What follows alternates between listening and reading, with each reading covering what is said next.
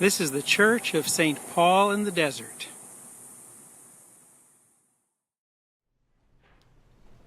Well, good morning. It's a joy and delight to be here with you. My name is Bishop Katharine. That's the simplest part of my name. Please call me that. I'm going to be here, the Standing Committee says, until June 15th of 2019, when they assure us all that the next Bishop of San Diego will be ordained and consecrated and installed. So I look forward to getting to know you, and I will be here again, I promise. It is good to meet many of you, and I look forward to meeting those I haven't yet. Our palm waving today might give us a sense of what it was like to go into Jerusalem with Jesus. We know the rest of the story, and we will hear more of it later this week, particularly on Friday. Holy Week begins with remembering what Jesus was trying to do. He comes to the big city for Passover, which is the central Jewish feast of liberation. It celebrates freedom and getting out from under Pharaoh's thumb. Under Moses' leadership, the Israelites finally left Egypt and passed over from death into life, free to worship the one who created all that is, the God of their ancestors, Abraham and Isaac and Jacob. The Israelites passed through the same sea, the Red Sea or the Reed Sea, where Pharaoh's soldiers later died. They passed through a wilderness where they were fed and watered, and eventually they passed over the Jordan River into a land of promise, where they were challenged to become a people who would love all their neighbors and be a light to the entire world.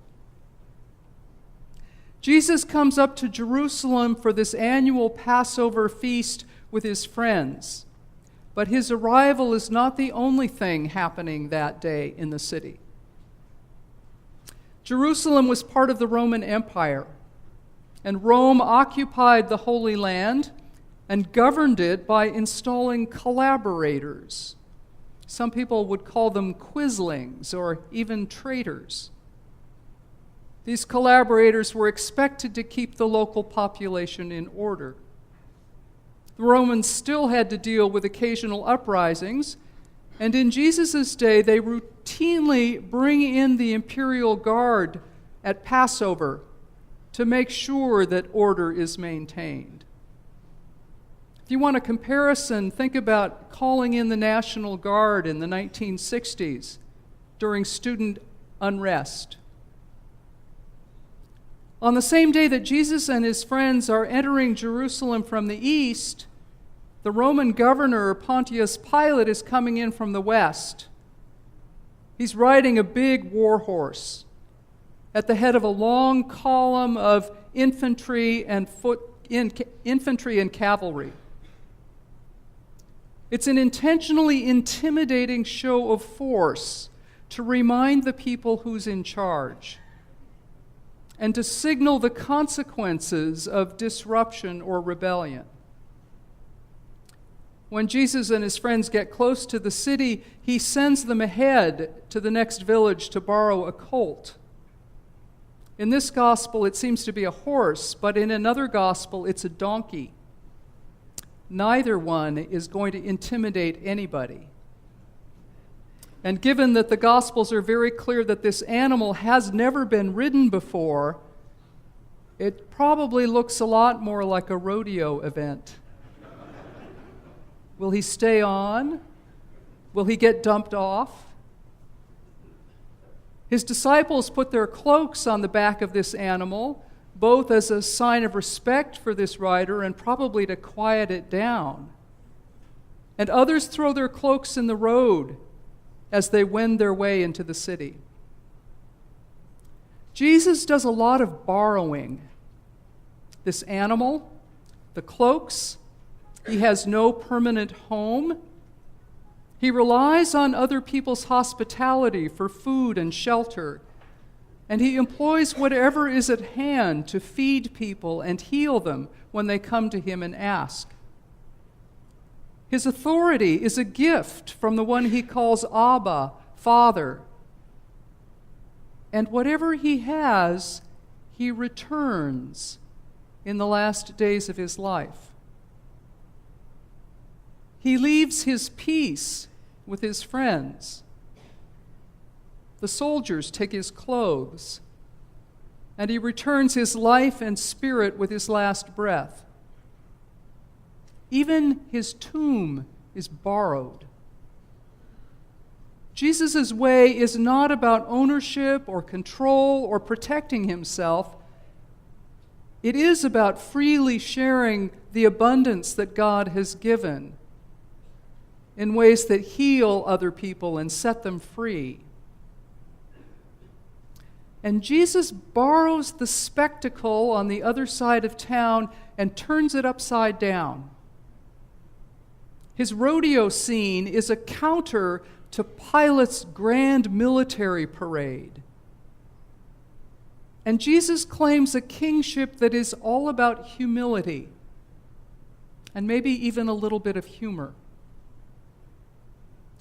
God's way is never about authoritarian control, and it has always emerged in ways that the world deems weak or ineffective or even silly. Do you remember what happens when Pharaoh tells the Hebrew midwives in Egypt to kill the newborn boys? These midwives say, "Oh, Pharaoh, we're so sorry. These women are so healthy, they're giving birth before we can get there." Herod tries a similar tactic when he tries to rid himself of a reported Messiah by ordering the death of all baby boys. Too late. He's already been born in a stable, and his parents have gone as refugees into Egypt, of all places. Mary and Joseph borrow a haven from the old enemy. Mahatma Gandhi and Martin Luther King Jr. acted in ways like Jesus did. They showed the world that life and wholeness are found by walking a way of peace. The world may respond with violence, but that is not the way of Jesus. Many of you will remember how the civil rights movement in the 60s finally got traction when this nation's televisions began to show graphic images of official violence toward peaceful marchers. A couple of years ago, in the midst of the great influx of Middle Eastern refugees to Europe, in the heat of Europe's reaction to that, a number of nationalist resistance groups emerged, often encouraging violence toward people who were only fleeing war and violence and hunger. In Finland, one of those groups called themselves the Soldiers of Odin, a Norse god. They put on their black jackets and marched up and down the streets, ensuring people that they were going to protect them from the violence they expected from those refugees. Another group emerged in response that called themselves the Lolgers of Odin, L-O-L-gers. Little old ladies, lots of laughs. They brought plenty of humor.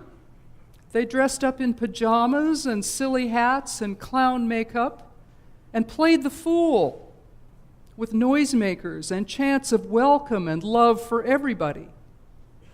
They pranced down the sidewalks looking for the Odin soldiers and sang songs to them. And the media showed that work of befriending rather than the defending soldiers of darkness. Jesus' ride into Jerusalem claims God's way as the way of life, not the empire's. Empires are founded on principles that are not life-giving. They're based on controlling people and exploiting resources for the benefit of a tiny few. They have no patience for the weak or the lost or the least of these. The kingdom of God rejects those schemes and counters possession and ownership with borrowing. For ultimately, everything that is belongs to God. It's not ours. We borrow even these bodies for a season, and their value depends on how we steward the gift God has given. When we're willing to climb on the ass with Jesus or walk alongside with palm fronds, we discover that joy and abundant life are ultimately the fruit of open hands and open hearts, not closed fists and locked up treasure hoards. The next act of Jesus' Jerusalem play happens in the temple, the holiest place in Judaism, and a continuing problem for the Romans. What is supposed to be a house of prayer for all people has become not just a marketplace, but a robber's lair, a center of exploitation and greed. Jesus walks in and says, "Out with you all." Loving God is not about exchanging one kind of coin for another, and restoring relationships does not require birds and animals to be sacrificed. Come and pray. Come and open your heart to the one who loves you like a father. Come and see. Come and be healed.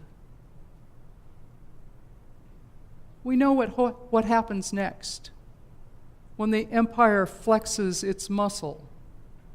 We can't have this rabble-rouser stirring up the crowds. Yet we know what's coming.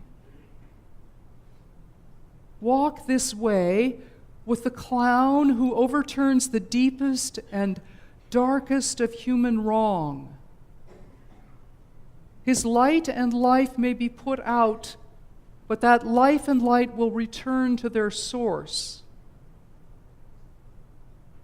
Walk this way with Jesus, willing to be scorned, willing to suffer, and maybe even willing to laugh at the farce of empire.